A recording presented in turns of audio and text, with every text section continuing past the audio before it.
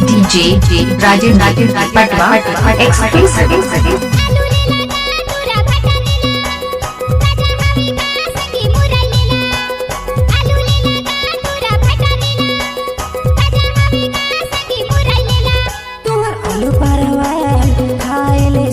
जबरा मजा दे तुहर आलू परवल खाएले संगी जबरा मजा दे रे यार बड़ा मजा दे जबरा मजा दे जी यार बड़ा मजा दे मोरे आलू परवल खाएले संगी जबरा मजा दे मोरे आलू परवल खाएले संगी जबरा मजा दे DJ Rajesh Patwa Exclusive.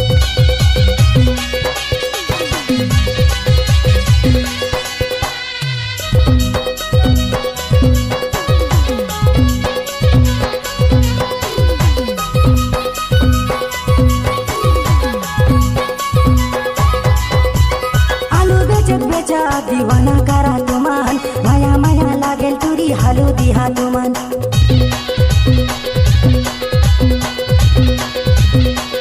ऐसे तुमन काबर कथा लाजा जखन हमार माया माया रे तुरा काबर कथा तुमान काबर कथा तुमन जी काबर कथा तुमान काबर कथा तुमन जी काबर कथा तुमान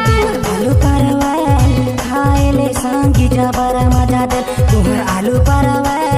खाएले संगी जबरा मजा दे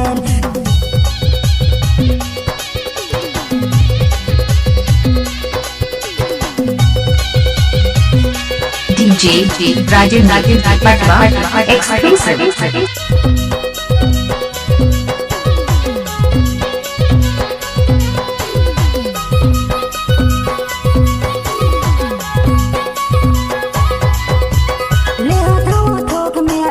दिहा तुमान मोहर गति लाइन के सटाए दिहा तुमान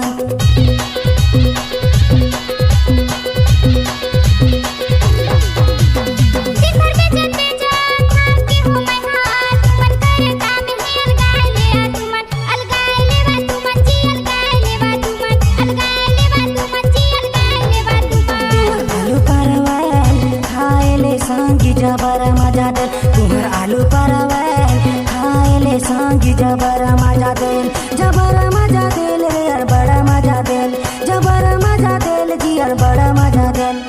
आलू ले लगा तुरा फटा लेला ताजा हमी का सखी मुरा लेला आलू ले लगा तुरा फटा लेला ताजा हमी का सखी मुरा लेला तुहर आलू परवल खाएले संगी जबरा मजा दे तुहर आलू परवल खाएले संगी जबरा मजा दे तुहर आलू परवल खाएले संगी जबरा मजा दे तुहर आलू परवल DJ Rajesh Patwa Exclusive.